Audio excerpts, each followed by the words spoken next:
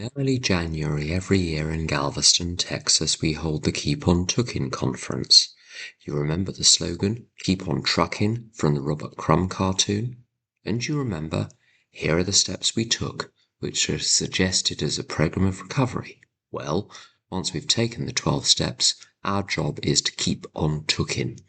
We have main speakers, panels with attendee participation, and, this year, Father Tom from Oakland, California, who is AA and Al-Anon. There is also a Q&A session as the last session of the weekend. As the recordings are available, I will upload them here as a guest spot on the podcast. Friends, to start that recording, and we will start with the Serenity Prayer. All together. God, grant me the serenity to accept the things I cannot change, courage to change the things I can, and wisdom to know the difference. Now, will you help me welcome Joe?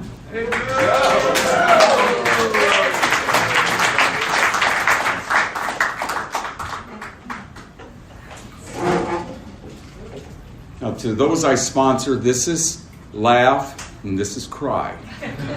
My name is Joe McFadden. I'm a very grateful alcoholic. And because of the loving grace of God, the power of the 12 steps, a sponsor who has never once read the part in the big book, or if he read it, never lived it, where it says love and tolerance of others is our code, who figures his only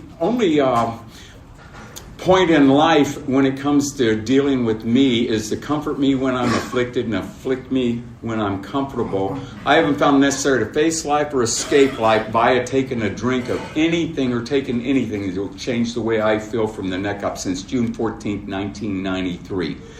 And that may not impress you like my buddy Ron said, but it impresses the heck out of me, and may I never forget. That is a huge miracle in my life. I came in here, I was busted, disgusted, not to be trusted. There wasn't a single person in the world that would have a single thing to do with me, and I didn't blame them. And I didn't want to get close to you because I know no matter what came out of my mouth, I was going to hurt you. And I didn't want to hurt you. I had trigger man mentality. I would bite the hand and shoot the person who tried to help me. And there wasn't anybody that came within 100 miles within the black hole of my spiritual gravity that came in that should have had anything to do with me. I hurt a lot of people, and I hate to say this, but I'm going to say it. I shit-stained a lot of people's souls. And I didn't know how to do anything. When I came into Alcoholics Anonymous, I weighed 370 pounds. I was court-ordered to take 14 pills a day to sedate the intensity of my emotions. I just got out of the San Antonio State Hospital, and I was no longer in the alcohol ward. I was in Bowie Hall, and that's the mental unit where they have a 12-foot fence with corsetine wire, and people don't ever get out of there. I went there, and there was no hope. They told me that the best I could ever hope for, I was awarded the state of Texas MHMR. Ladies and gentlemen, that stands for mental health and mental retardation. They told me I couldn't even hold a job doing dishes because that was going to be too much pressure on me. The best I could ever hope for is to be medicated and not hurt myself or anyone else. And when I was in the state hospital, the lady that was my therapist, once I got through with my shock treatments, I went over there. And it was time to go to therapy. And I walked in and she says, "You get the hell out of my class." And I said, "Why?" She goes, "You're not coming in here. People like you just learn better ways and skills to hustle people. I am not going to allow you to come in here anymore." And I said, "Well, what do I do?" She goes, "You go to Alcoholics Anonymous. I know a man named Jim Willis. His sobriety date is February 6, 1957. I've talked to him about you. He's seen you coming in and out of Alcoholics Anonymous. And he said that he would be willing to talk to you if you call. I suggest you call him." And I said, "Why the hell would I listen to you?" And she goes, "Because 17 years ago I got kicked out of the Navy for drinking, and I'm a 16-year sober member of Alcoholics Anonymous. And let me tell you something. I've seen you coming in and out of Alcoholics Anonymous. You're stoned, you're drunk, you're coming there trying to pick up the alpha girls from the alpha house. You never, ever tried AA. You cannot tell me AA doesn't work for somebody like you. And in fact, I'll tell you something else. AA doesn't work for anybody unless and until you work for Alcoholics Anonymous. She goes, I'll tell you something more. AA cannot, will not, never has, never will, and it's absolutely impossible to fail provided you take some actions. And you never took any actions. You're a taker, you're a user, you're an abuser. You want to get without giving. And people like you disgust me. There's no hope for you. And I was in Section 8 housing, waiting to get a free place to live. I was awarded the state of Texas MHMR, like I said. And so she says, so you get out of here. And I went over there, and she took me over to where the nurse's station was, and she said, here's his phone number. You do what you're going to do, but you're not coming back here. And that was my introduction to the man who was going to become my sponsor. He's still my sponsor today. He's 95 years old.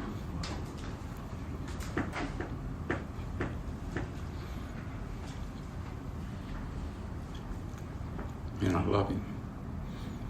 I love him. I respect the principle of sponsorship. Sponsorship is about principle. What is principle? Principle is not emotions. We've been driven by fear, and that's emotion. And that's whatever the white caps of the sea of my emotions is, I see, feel, think, I'm going to react to. And sponsorship is a principle. What is the principle? It's the second tradition principle. For our group purpose, there is but one ultimate authority, a loving God as he expresses himself through our group conscience. When you have a sponsor, you are involved in a group conscience. You've got you. See, in the foreword of the 12 and 12, it says, AA's 12 steps are a group of principles when practiced will expel the obsession of drinking and enable to suffer or live a happily and usefully whole life. We are whole and complete. There's one person, that's me. Now, I've got a lot of stuff from me realizing that, but we can never be anything more or anything less than a precious child of God. And we got a lot of what Ernest Holmes calls bloated nothingness, the ego. We got to those old ideas, attitudes, and emotions. We're talking about page 26 and 27 when Roland Hazard went over to a person that Bill Wilson has before described as the godfather of AA, Carl Gustav Jung. He went over there and he says, the old ideas, attitudes, and emotions, which were once the driving force, are suddenly cast aside and replaced with a completely new set of motives which begin to dominate them. And I was in the middle. That was the fulcrum of my life right there. I picked up the phone and I called this man. And I knew who he was. I had done some business offhanded, third party with the guy, and I ripped him off. And I didn't want to call him. And he was a mean guy. And what happened was I gave him a call. And I'm going to share with you the conversation I had with him because it changed my life. I called him up and I said, Mr. Willis, Kate Holy gave me your phone number because I've been expecting this. And he says, do you want to quit drinking, son? I said, yes, sir. He said, can you quit drinking? I said, no. He said that, and that's probably the first honest thing I've ever heard come out of your mouth.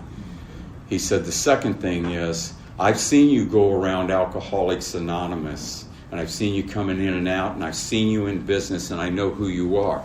And I'm going to tell you something right now. You have 3 secrets, or 3 lies that you bought, and you've got 2 secrets. And the 3 lies that you have that you've been carrying around, because you could be a genius. I've seen your mind. You've got a great mind. He goes, but somewhere in life you bought these 3 lies, and it's changed your approach to life, your attitude.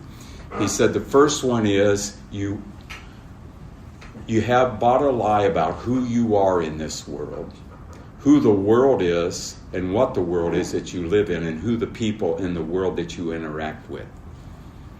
And for that, and then the other two secrets you have are the same 2 secrets that I had that I never knew I had. He goes, and I'm going to share them with you because I don't think you know you had. First one is you always knew you were smarter than you were ever able to demonstrate. The second one is you always knew you wanted to love and be loved more than you were ever able to display for whatever reason or receive for whatever reason. And for those two inabilities, you found other people, places, or things to blame it on. He says, son, that's where Alcoholics Anonymous begins. He goes, I'm going to ask you something. And then the two questions he had me ask me are on page 76 and 79. They are sponsor traps. I'm going to give you some street cred here. Write them down. Page 76 and 79 are, remember, it was agreed in the beginning that the sponsee, it doesn't say sponsee, it was agreed in the beginning you would go to any length for victory over alcohol. Page 79, it was agreed in the beginning that you would go to any lengths for a spiritual experience. And he asked me those two questions. I said yes. And there have been times I balked on amends and things this man wanted me to do. And he says, were you lying then or are you lying now?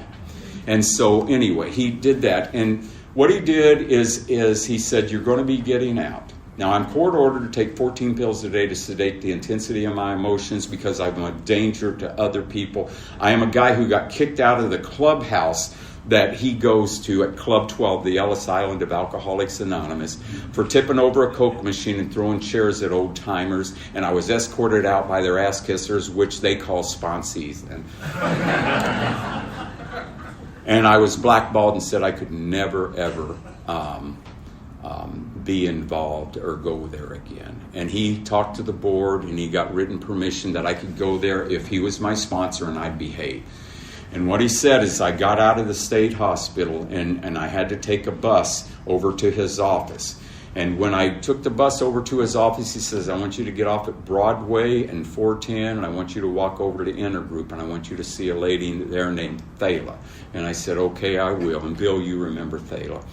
And I go in there, and I walk in, and there's a lady with a purple Cadillac out front. She has purple hair. She has purple stationery. She's wearing purple. She has purple lips, and she has purple pin. And her name is Lilas. Lilas, not that. And I go in there, and she goes, welcome to Alcoholics Anonymous, Sonny. And I said, my God, I thought the state hospital was bad. This is horrible. And she goes, you must be Joey. Nobody calls me Joey, but I let her. And I said yes. And she told me several things, and I'm so ashamed of myself. When I got those shock treatments, you know, what had happened is I took 37 Xanax, drank a half a gallon of Reuniti. I called Jim and Tammy Faye to tell them that I'm dying, and when I get there, I'm going to cop a plea with the devil, and I'm going to go back and haunt those old timers at Club 12 for killing newcomers. And they gave me shock treatments, and I was up there looking out, and I'm just saying, how in the world did I get here? And I'm so ashamed. I don't want anybody knowing. That's the most degrading thing. They put these electrodes on your head, put this mouthpiece on you and everything, and I'm laying there with everything strapped down, and the only thing I'm thinking, God, I hope this works. Nothing else worked. Nothing else worked. And they bolt that up and everything. And I got out. I couldn't remember sentences. I couldn't really have my motor skills. My cognitive motor skills or being able to talk or anything. And I go there, and she sits down and she goes, I've got a big book, this Jim. And I said, I haven't got any money. She goes, it's our gift to you, Jim. And gave me the big book. And she goes, you know, as a woman, I know what degradation is. And everything. Women hit a lot lower than men sometimes with the way they feel. She goes, but let me tell you something. Now, this is a pretty Alamo Heights old lady, an elegant lady. She goes, but the thing that I was the most ashamed of is I had 4 months of electric shock treatments, over 100 of them. I only had 37 of them. You see, there's historians in AA use something, from this shredding thread our destiny hung. You see, seconds and inches. You see, I have been to people who have written books and have been on Oprah. I've been to charm schools, my then wife, called treatment centers. And I went there, and none of it ever worked. None of it ever worked. But why did it take this time? Why did it take this time? You see, when I called him, and he said, the only way this will work for people like you and me. Do you realize what he said, you and me? That was the deal. He ethereally put his arm around me and drew me in with y'all. He wasn't better than me. He sold the Southwest distributorship of a big car manufacturer, and this guy had hundreds of millions of dollars. And he said, you and me, and I'm a street vagrant. And he says, the only way I know this will work, and this is a non-starter for me, is everything you receive from my higher power through me via these 12 surrenders. He didn't call them steps. He said, you have to agree to pass on. And this is a non-starter. It's a simple yes or no, or we're not going. And I said yes. And ladies and gentlemen, I have to tell you something. Those of you, there's some people who know me intimately. I've not kept my word on anything, so I kept my word with my vows with this lady. But I haven't kept my word on anything in my life but that one I have. That's the difference. Is he told me the only way this will work is I pass on this to others. And this comes right out of the big book that I shared the other day, Friday, about the doctor's opinion says that Bill Wilson acquired certain ideas about a possible means of recovery. And as part of those conceptions, he would pass them on to others, impressing upon them they must do so likewise. This has become the basis of this rapidly growing fellowship. This is not about self-help. This is about helping others. And he told me that, and I believed him. And what I wanted to do, he was the only person in the world who was talking to me, and I really wanted him to like me. And this man, for the next 8 years, I went to his office 3 times a week, one-on-one. We went through the steps, we went through the traditions. Once I got through the traditions and got through with my amends, I started doing some page 87. There are many helpful books, and we did a lot of other 11-step practices. But one of the things that he did, once I did my 5th step with him, he said, you can start sponsoring. And I said, really? And he says, yes. I said, well, I'm on my 8th step. What do? He goes, you take them as far as you can. And whenever they get to the 8th step, pass them on to somebody else who has experience with their 9th step and has finished up their amends. He played to my alcoholic ego because I wasn't going to let a sponsee get ahead of me. And that really worked. So, and I had these cards made that said Joe McFadden, spearhead of God's ever-advancing creation. It's in the big book. and he said, what's wrong with you? But I really wanted to impress him. He was the only person in the world that was talking to me. And where did this come from? The word sponsor is not in the big book. Where did that come from? Well, here's the deal. Bill Wilson got sober December 11th, 1934. I've spoke with many distinguished historians, and one guy who wrote 37 books on AA history who's recently passed. He kind of thinks that it's true. Is where it's come from. Bill Wilson was December 11, 1934, Towns Hospital.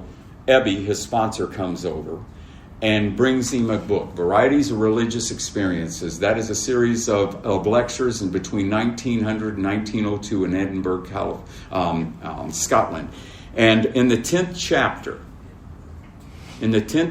it is on conversions, religious conversions. And William James did not want to look at the differences. He wanted to see what the similarities are. And there were 3 similarities of people who had verifiable religious conversions.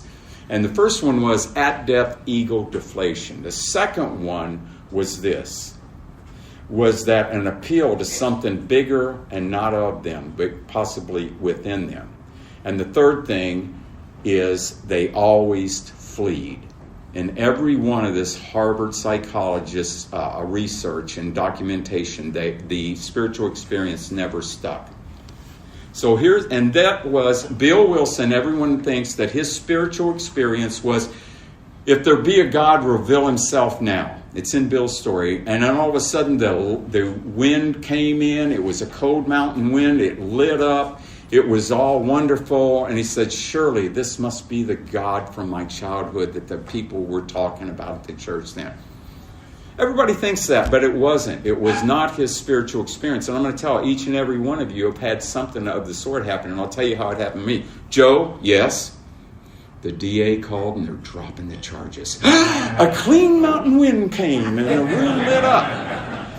2 sentences later, this is Bill's spiritual experience. This is the embryo of sponsorship and of Alcoholics Anonymous. Without this realization, you and I would be dead and we wouldn't be here tonight. Suddenly, you get this guy, Bill Wilson, a user, abuser, a taker, couldn't stay sober and didn't care about anybody else but himself, selfish, self-centered on steroids. He says, suddenly the idea came to me, perhaps there are others that could benefit by this experience. Ladies and gentlemen, that's my talk tonight. That's what I'm going to share with you. My experience with that. There are a lot of talks way better than I have the oratory skills to share anything. A lot better about sponsorship. What I want to talk tonight about is effective sponsorship. And what I want to do is I want to share with you my experience. I'm not going to give you an academic approach. I'm not going to give you my opinion on experiences I haven't had. I'm going to share with you my experience because that's all I have. I get a lot of people. Jim, I worked through all of my steps. I met a guy named Cersei who died with 72 or 74 years, and Jim made me take him around and go all over. And I was court ordered to take 14 pills a day to sedate the intensity of my emotions. And they said, listen, people like you, they medicate and keep them shut up so they don't hurt themselves or anybody else. You're an alcoholic. And I said, I have people with degrees who tell me with letters behind their name that I got a lot of other problems. And they says, well, we concur. You do have a dual diagnosis. You're selfish and self-centered. And I said, well, you know, the promises have come true for me, and I've got 3 months sober. He says, what do you mean? I said, I'm on the sick. I get SSI, 384, and I'm waiting to get my own apartment, and they're going to pay for it. And I can just be a permanent 12-stepper. He goes, well, listen, I'm sorry to tell you, but you're going to get a job. What? A job? He says, we have a 7th tradition. We're fully self-supporting, declining outside contributions. I called up my psychiatrist, went over there, talked to them, and said, we need to baseline this kid. He's not crazy. He's an alcoholic. And they talked to him. They worked with the psychiatrist. They got me off all medication. I went from a ward of the state of Texas, MHMR. My sponsor went to court and signed papers.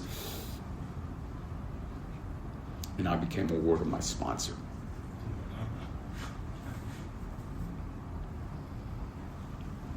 This program is more powerful than what you could ever imagine. And I'm going to share some stories here. But I did everything that man asked me to do. He got me off medication. He made me get a job. And he says, you know the 12 traditions of Alcoholics Anonymous. You know how to treat a newcomer. It says in the big book that with this attitude, you cannot fail. The age of miracles is here with us now. Our own recovery proves that. And I met a man named Clancy. And we got to be very close along with Cersei, and I met a lot of people who met them, and they took me under their wings. Another guy named Bill Dooner, he was ambassador to the UN. Yeah, Bill Wilson was his sponsor. He took me to my first international conference, and they all just put their arms around me and took me. And Clancy, whenever I met him, he says, we want to talk to you. He goes, kid, Jim's told me about you. He said, here's the deal. There's a lot of people who hate you in AA. And the reason why I got very self-righteous, and I learned the big book because I was afraid I was going to get drunk. And I had a big book like this that said, bullshit sifter, right there written on it. And I would tell the old-timers the way they're sharing in meetings, they ought to bring you before the magistrate for accessory to murder. It's not a good way to make friends, but... And what they told me is that God is kind, God is good, and God is truth, and you don't have to do that. And what they did is I got off all the medication, I started working, and I said, I'm very depressed, and I feel like crap all the time. I weigh 370 pounds. He says, get a depressing, crappy job, but you're going to work. Clancy, whenever he was talking to me, he says, listen, a lot of people don't like you, and they're going to be real happy that you went out, and they're going to tell everybody he was another phony SOB, just like we told you he was. He goes, but there's a few of us who really like you, kid. He said, and we'd hate to see you go out. But he said something to me that really gave me a lot of grit and determination. He said, if you stay sober, you have all the earmarkings of being someone in Alcoholics Anonymous who could help a lot of people, and you could be a legend in Alcoholics Anonymous.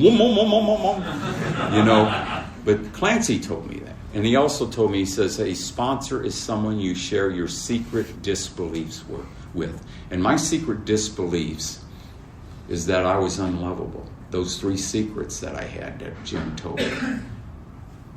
I bought a lie about who I was, the world I was. You see, my mother conceived me when she was 14.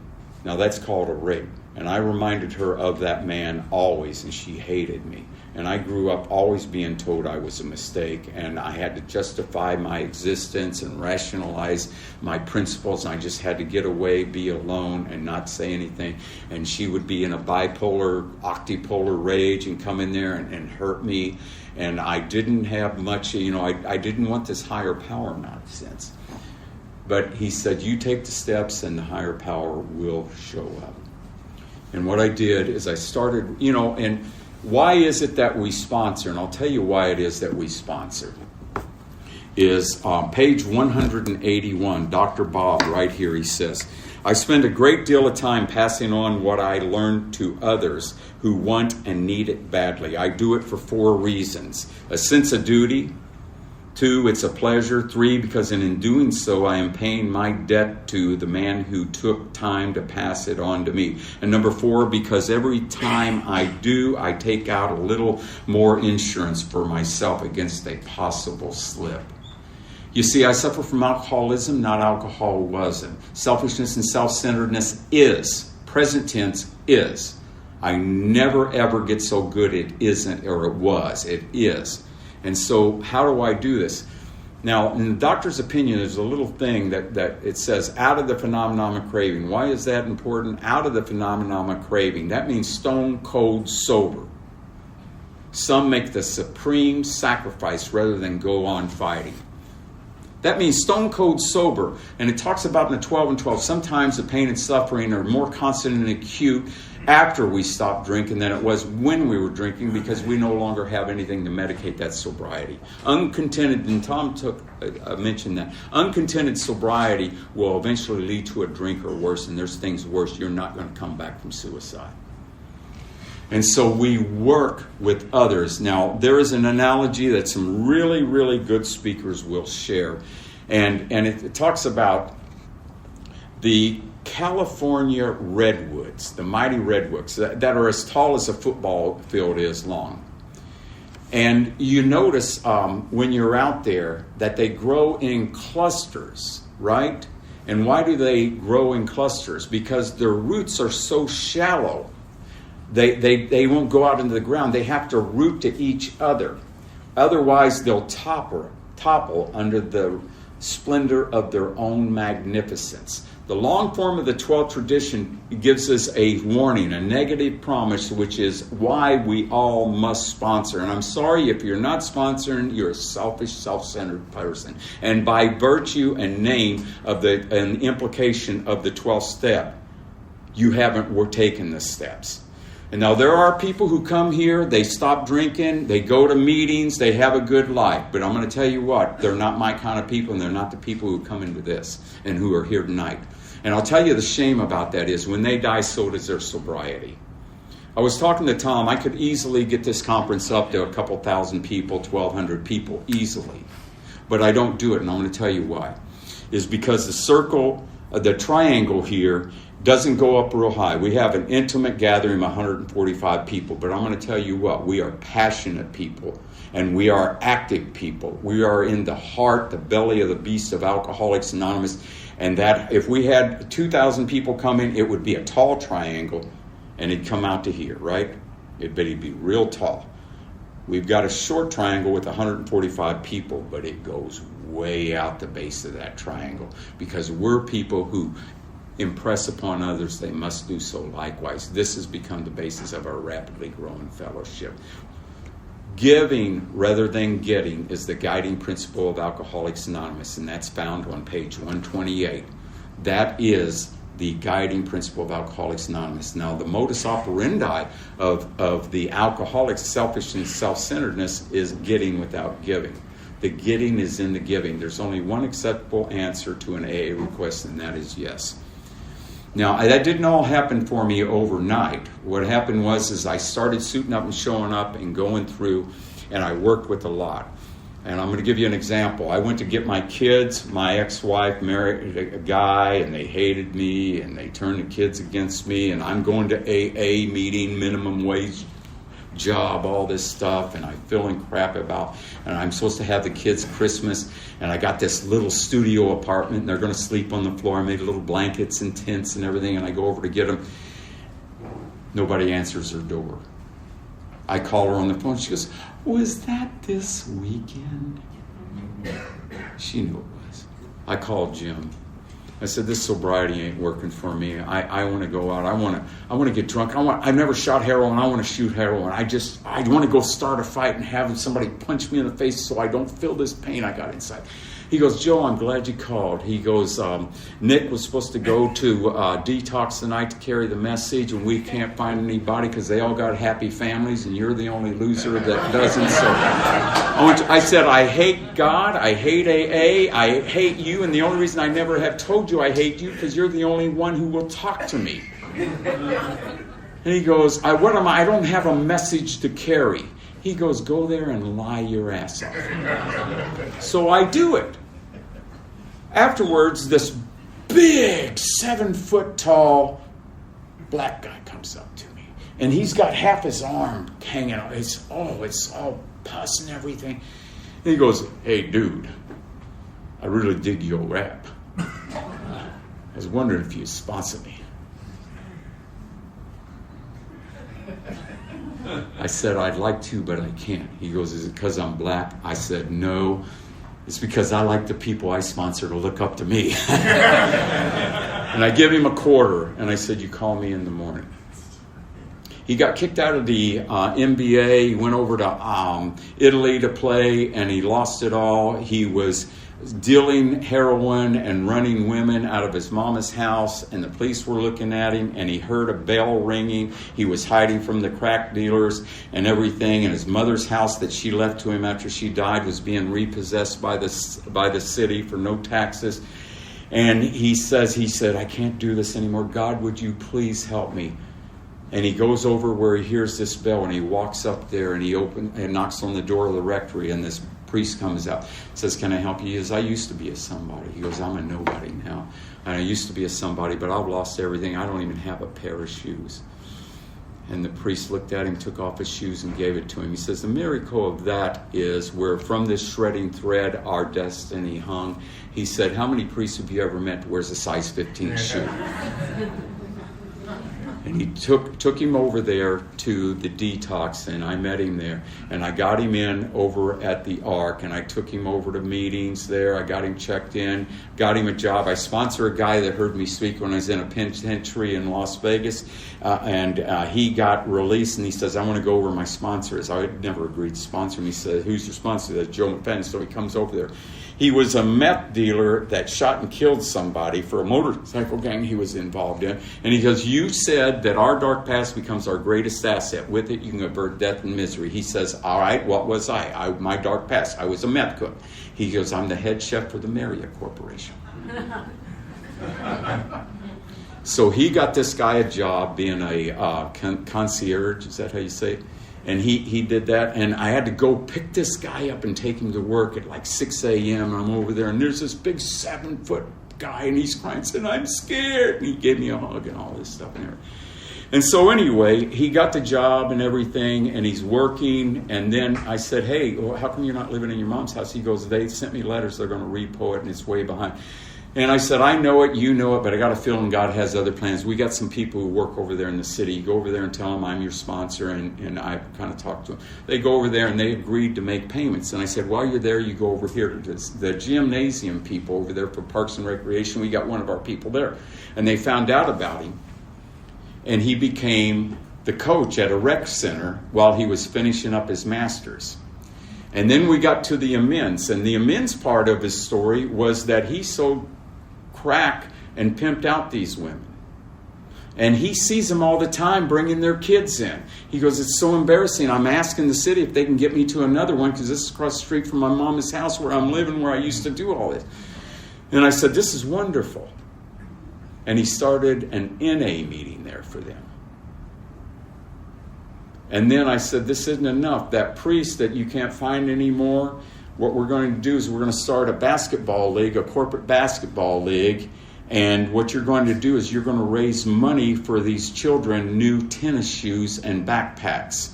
And this is a big prestigious thing for them now. And that's what he did, and I got to see that. But I'm going home at night depressed, and I'm just saying, my God, the only thing keeping me alive is that the thing I hate the most about me is I'm too much of a coward to off myself. And I'm working with others. Another guy comes in, and he does his fifth step with me. I meet him in a meeting. I'm chairing the meeting there at Club 12, and he says, hey, have you guys read this book? And I said, hey, kid, I'm chairing the meeting. We can all read. What's your experience with what you read? He goes, I don't have any. I said, well, then shut your pie hole and let us share what we got. And I began sponsoring him. That's been like 9 years ago or longer. And he said our relationship has steadily gone downhill since. But what he did is we found out that he took a step, and I said, you think you're the one who's really doing that. There's a God in here. And the principle of this thing is I was acting better and telling him what I wanted to believe. I really didn't believe it. I was crying suicidal at night. Some days I almost would pee the bed because I was so depressed, and it didn't have the energy to go up. I wouldn't brush my teeth for 2 days. And then I'd go to a meeting and lie my butt off about how wonderful but I believed it could be, but it wasn't for me. But I had nowhere else to go. And this kid, he finally bought the package and said yes. And so I said, what is it? We did your sane and sound idea. He said, well, I'd like to be a doctor. I said, what? He said, I'd like to be a stockbroker. He says, well, that can't happen. I have a GED, and I got caught stealing at a Walmart, and so I have a record. He said, I know that, you know that, but I got a feeling God doesn't know that. And he went out and he applied for some jobs, and he found a job up in Austin. And he went over there and he waited for 2 hours. Finally, this guy came. He goes in this eye. This guy opens up his resume, takes his tie off, loosens it up, puts his feet up there, and says, "Am I being punked? Like, is this a film? What are you doing here?" He goes, "No, I really want a job. I really want." And he says, No. Get out of my office. Why are you wasting my time? And threw him out. And he called me crying. And I said, that's okay. Tomorrow you go over to Champion Group and you talk to these people. We got one of our people there. And one of the guys who were retiring. He goes in there and talks, and he lands a job. And this guy treating every person that he talked to like they're a newcomer at their very first meeting, and treating every person using the 12 traditions and the principles thereof. He became very, very successful and set records. So successful, there's movies that he's been in that he bankrolled. And he was looking to make some investments in manufacturing or patents and all. And they found one. They made him sign a privacy, and they won't tell you until you show up there to look at the place. He went in there and looked at this place, and the CFO, CEO, and everything came up, and he looked at everything and the profit and loss, and it all looked good and everything. And he went around, and then they went over and showed him the person who's the manager of the place. And this guy, I'm not mentioning names because it's being recorded. He says, yeah, we've met before. And he says, really? He says, yeah, you threw me out of your office 8 years ago. You said I was asked if you were being punked. And he says, fellas, I'd like to buy your business, but I'm looking for something bigger. Do not limit God. There's nothing too good for a sober alcoholic. And there's people here who know what I'm talking about and know who these people are. God will not do one good thing for anybody that he won't do for everybody, because we're dealing with spiritual principles. A light switch doesn't ask you if you've been to jail or Yale. It just, you flip it on, and there's power here. But we got to get rid of all the things that are blocking us from that. And so I kept on going. With a lot of these people, they were all sponsored in the lineage of Mark Houston. And I went over to Mark's house the night before he died, and we talked and all and everything. And I started, Mark died the next day, and I sponsored a lot of his people. And I was going to meetings, and while I was at his treatment center sharing at the anniversary, somebody came up and asked me if I would sponsor him. And I said, well, let's see if you're sponsorable. And what that means is, are you willing to take directions? Are you willing to take actions that go contrary to your emotions? Are you willing to live by and abide by the sponsor principle of the second tradition? And they said yes. So I said, all right, I'll listen to your sincerity or insincere sincerity with my eyes. And so we started working the steps, and I ended up sponsoring this guy who heard me there. And through a long series of things I want to get into the mechanics of sponsoring. I get a lot of people. I've got a lot of tapes out there and podcasts and things that people have heard me and they call me. And usually the people that I sponsor one guy whose sponsor he's got 51 years sober. His sponsor was Chuck Chamberlain. And I have a whole bunch in their 40s and 30s and a whole bunch of people that I sponsor. And I say that not to brag, but how sick I am. I used to tell my sponsor, you spend a lot of time with him. I just want you to. He goes, no, that shows me that's how sick you are, that God figures you got to be working with this many people. What happened was I started sponsoring, and whenever you people call and they say, well, listen, I was wanting to know if you would sponsor me. And you say, okay, so what is it? They've got a long time sobriety, and what is it that you're looking for? Why do you need another sponsor? Because the sponsor jumpers have a tendency of taking their last jump into a drink. And usually what my experience is, the people who come to you to sponsor who have had previous sponsors, the very reason why they left their sponsor is the very reason why they're going to eventually leave you. So what is it we need to do? We need to listen. And what it is, I ask them, I say, all right, what areas of your life are you experiencing lack, limitation, conflict, despair, or separation, which is nothing more than separation from God? And they'll say, do you believe that God can take you further? And if you do believe that he could, why hasn't he? And it comes down to belief systems. And they usually call with pain. Some pain in one of those areas. I'm a big page 19 guy. I don't think it's just about stopping drinking. I think that's barely a start. I think what it's about is a much more important demonstration these principles are needed in respective home life, occupation, affairs, work, play, love, unity, service, recovery. Body, mind, spirit, step, tradition, concepts. We got a multi-dimensional circle and triangle. I cannot treat a threefold illness with one of the solution. Meeting makers make it. They make a lot of meetings, but I'm going to tell you the doctor's opinion. Like I said, you can get constant and acute and commit suicide just not drinking. There's a lot more there. And so what we'll do is we'll look and see where they're at in those areas and see if God can take them further in it. And then what I do is I have them write an inventory and we start looking at things. This is a big deal.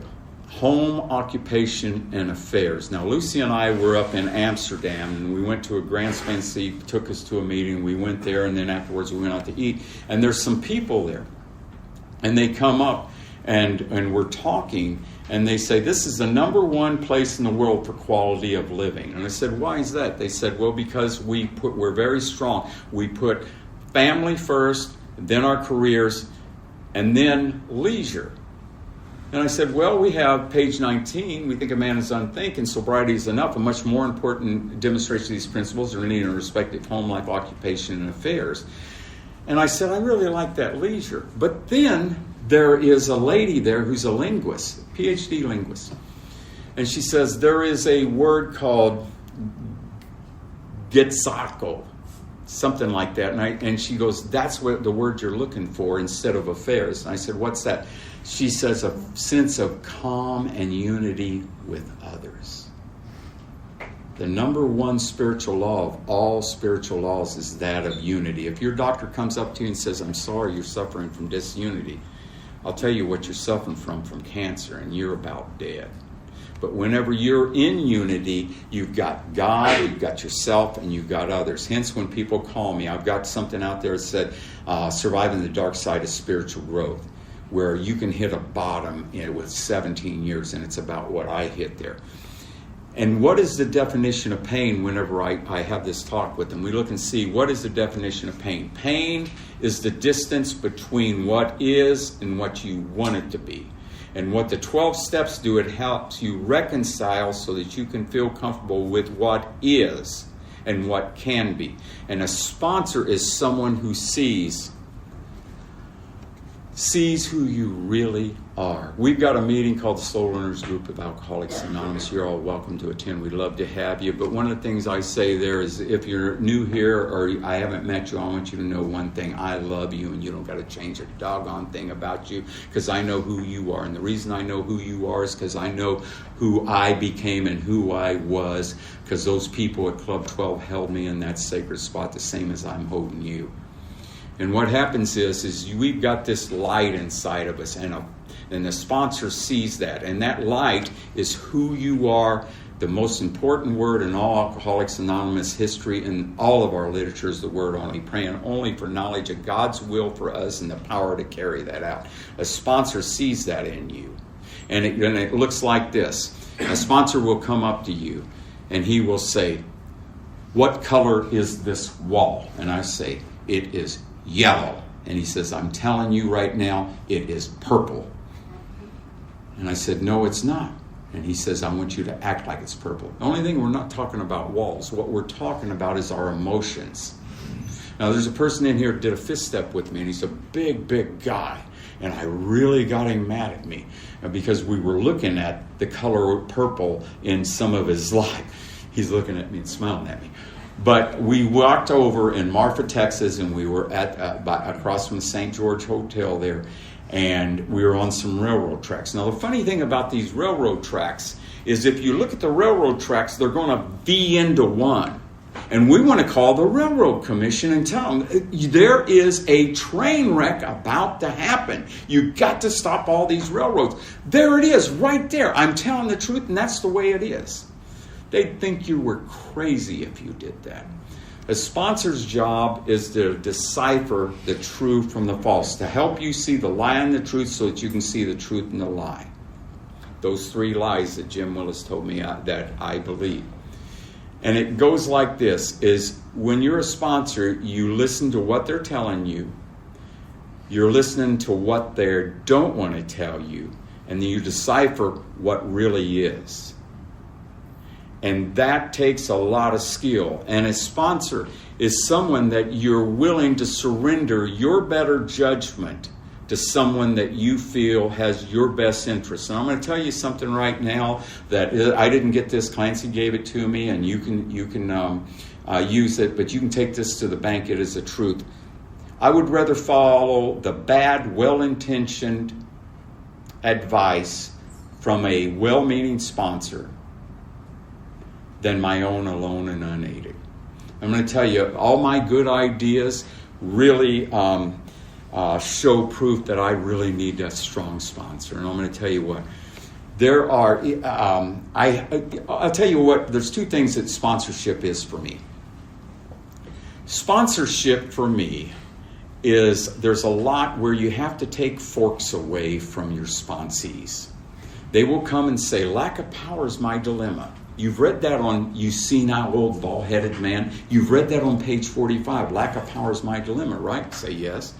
Says, okay, I have this fork. There's an outlet. I'm going to go stick it in so I can get power. Only it's not a fork. It's their idea about what they're thinking the wife really meant when she said this. And we don't do that. What we do is we say, okay, here's the deal. It's your actions. Fear set in motion trains the circumstances we felt we didn't deserve, but did not we set them in motion. What we're going to do is we're going to take contrary actions to that. And what's that look like?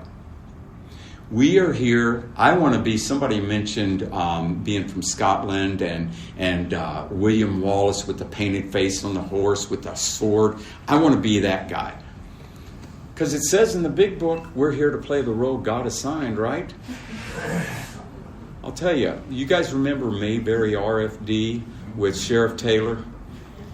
The role God put me to play and assigned to me is I'm Barney Fife. I'm a supporting actor. My job is to make my wife look good, make my grandkids look good. I got a new employer.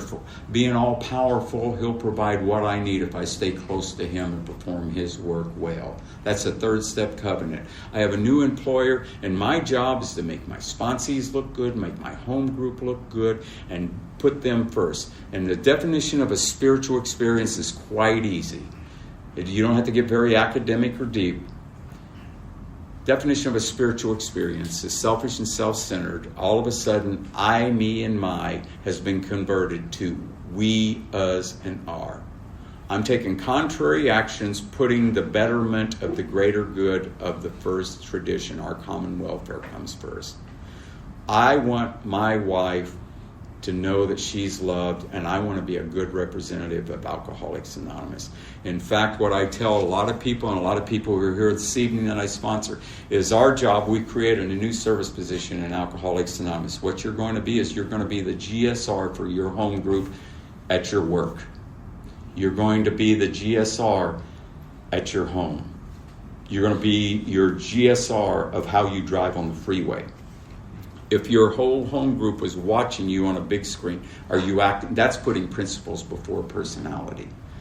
And I do that. Well, I've done that for a long time, and I've worked with a lot of people. And I got into work, and I remember one of the guys I was mentioning early took me to my first international. And I got into a job. I can't do fractions. I got in a business that is nothing but fractions. And I don't know how I did it other than treating people like they're at the first meeting and applying the 12 traditions. And I would always come up with ideas and everything. And I would walk by. When I was in the state hospital getting those shock treatments, this big guy would walk in at 5 a.m. in the morning, flip on the lights and say, "Feet on the floor, mother." And then he'd get up and he'd go over there because we're all medicated. He goes, "Where you at? Where you at?" I said, he says, "Where's your feet?" And I said, "Here." And he said, "Well, you be here. Feet on the floor. Suit up and show up. Come on, come on, come on." So what I do is I kept going up in this company. And I kept getting promoted. And I would walk by this billionaire's office who owned the company, and he'd say, "Joe, come in here." "Yes, sir." Every time I thought I was getting fired. And he goes, he had these people from the board. He said, "Tell these people what your job is." And I said, "Yes, sir. What my job is from the time my feet hit the floor in the morning till the time I lay my head down and go and close my eyes is one thing: make my employer look good." That's why this SOB's going places. We need a person like him. We need more of them. And I'm telling you that God won't do one thing for anybody in Alcoholics Anonymous He won't do for everybody. And I kept working the steps and working with people. And one day I was out in the oil field, and we had some people there. We needed institutional investors. We flew a bunch of people down on the Gulf Stream. We needed to get this money from Wall Street, or we were sunk. And they were all there, and I was the key man taking them all around. And we had one of the board members there, and he had this girl there, and she was, a 6 foot tall young girl, beautiful, and it was embarrassing the way they were going at it in front of each other. And I'm trying to get this big deal that I got. I treated every person there, like I said, like a newcomer at their first meeting, and applying the 12 traditions. And whenever we got back, they said, "We like your business portfolio. We like it all. We're going to do it." They had a LOA, a letter of agreement, LOI, intention, whatever. And they said, "Okay, we're going to do it." And so they said, "All right." And they opened up the Maker's Mark and celebrate the deal we just got and saved our bacon. And what we did is they come over, "Don't give him any, give him a tea." And so I got a tea. And then this other tall, beautiful young blonde, she says, "Don't give me any." And they said, give her a Dr. Pepper. They gave her a Dr. Pepper. And we're over here sitting. I said, "So you don't drink?" She says, "No." And I said, "Oh, really? Oh, well, did you just stop?" And I said, "How'd you stop?" She goes, "Well," I said, "because I don't drink either." She says, "Well, let's just say one day at a time." I said, "Do you go to meetings?" She says, "Yes." I said, "Where?" And she told me where. And I pulled up my phone. I spoke at a convention with the lady who was her sponsor the week before. And whenever she was going back, she says, you know, my daddy hates me. He had me come in here, flew me up here so he could chew my butt, that I'm disgracing the family. I am disgracing the family that I'm going to Alcoholics Anonymous. And we don't have alcoholism in our family. We're a good blue blood family. We don't have this. And she goes, and then she called, and I said, well, I'll be praying for you. And she called me up at about midnight that night from up there in Midland. And she says, listen, Mr. McF. I said, yes. And she told me who she was. I said, what's up? She goes, I broke your anonymity. She goes, on the way back to the hotel, Daddy was saying, you know, he's the best son of a gun. Anytime anybody's got problems, we get him. The people we're dealing with love him, and the people in the company love him. He's just good. She goes, Daddy, I've had enough of it. Did you know he's a circuit speaker in Alcoholics Anonymous? And he pulled that car over and gave her a big hug and says, my God, if that's indicative of the people in Alcoholics Anonymous, I want you keeping up and going to those meetings in all of our affairs. Now, I've never told that behind the podium because it sounds like I'm going like this. I am not. I daily sabotage my sobriety. But the thing is I'm a knucklehead. I love fart jokes and masked midget wrestling. I screw up every day, but man, I butter up to God every day. So what I'd like to share with you is, I just in closing up, is the guy that took me to my first international, who Bill Wilson was a sponsor, Bill Dooner, the guy who was ambassador and all this stuff. He was a great businessman, and he found some people in AA helped him, and I mean, he became quite wealthy. Owned the condo underneath Ted Turner's in Atlanta. And I heard Bill's voice saying, Joe, you got this idea. Why don't you go over there and talk to the people at the Capitol? I happen to be in Austin. I go over there and I talk to them, and eventually they talk, and it becomes law. And I started a company based on that on the come, and we did good off of it. And I'm out at this big ranch, and it's where like the chief justices go for vacations and stuff, and I'm there. I got invited to this big ranch, and a lady from the radio there and the public broadcast, whatever it is, paper, and wanted to interview me about this. And so I go there and I meet her and I'm talking and everything. And then this person, I won't mention names, who you see on TV, a lot of politician, comes up, says, I'd like to talk to you. And I'm sitting down there and talk with him, and we're talking, and then he says, I understand you about this law and all this stuff, and I'm talking to him and stuff. He asked me if if he could have my phone number. And I said, sure, I give it to him. And when I was in the state hospital, after they give me the shock treatments, and I told you how dehumanizing that is, they take you up this acclimation area on the third floor where you look out. And out there you would look out and you'd see this little farmland. And in that farmland over there that's now developed, but you saw these two little girls and this young husband and wife teaching them how to ride, teaching them to swim. And I'm up there getting shock treatments. I can't even talk. I'm saying, my God, I'm a good boy. How did I ever end up here? What? And anyway, so fast forward, I'm there at this big ranch, and this guy asked me a phone number, and I said, where are you from? And he told me, and I said, oh yeah, I know where you live. And he looks at me like I'm a stalker or something. So I lied to him. I said, well, my wife and I were looking for houses in that neighborhood. You got a real nice house. I noticed you have horses and stuff. And he says, oh yeah. He goes, nice neighborhood. Stuff don't come up for sale very often. Whew. I call my sponsor. Once you got to drive 11 miles to get to the blacktop where you have internet. And I call my sponsor and I'm crying. He goes, you're crying because a politician asked you for your phone number? That's their stick. They know you got money. They want a donation. I said, no, that's not the big deal, of course. I said, the big deal is I'm sitting at a table with the guy and his two daughters and wife that when I was in that acclimation chamber on the third floor looking out, that couple, and asking myself, how did I get there? That man asked me for my phone number and wanted some advice for some stuff.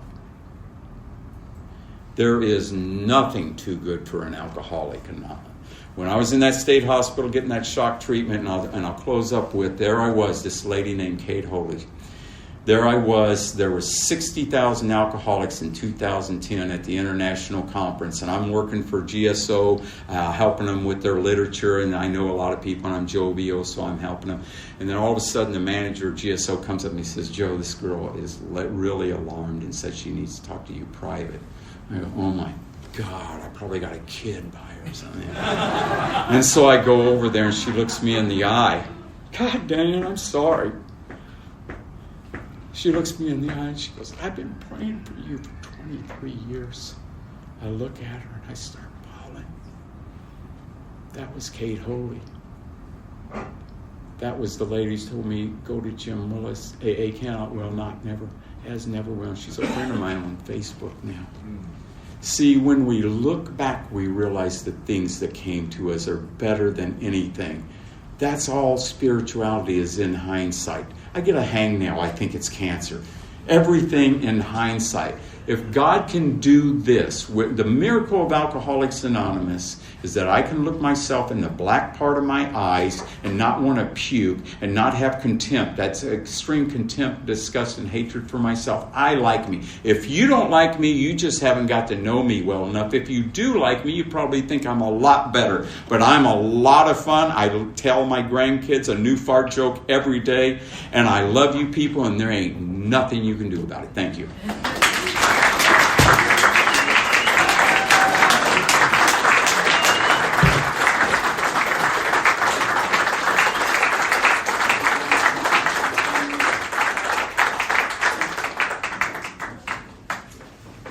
Thank you. What a way to end this session. We are going to end with the Lord's Prayer. We have a break until 7:30, but I see a little something's going to happen with the silent auction before we start the next session, so you might want to go back there before you walk out of the room. Where you're at, sitting or standing, all together, Lord's Prayer. Our Father, who art in heaven, hallowed be thy name. Thy kingdom come, thy will be done, on earth as it is in heaven. Give us this day our daily bread, and forgive us our trespasses, as we forgive those who trespass against us. And lead us not to temptation, but deliver us from evil. For thine is the kingdom, the power, and the glory, forever and ever. Amen. And Zoom recording off.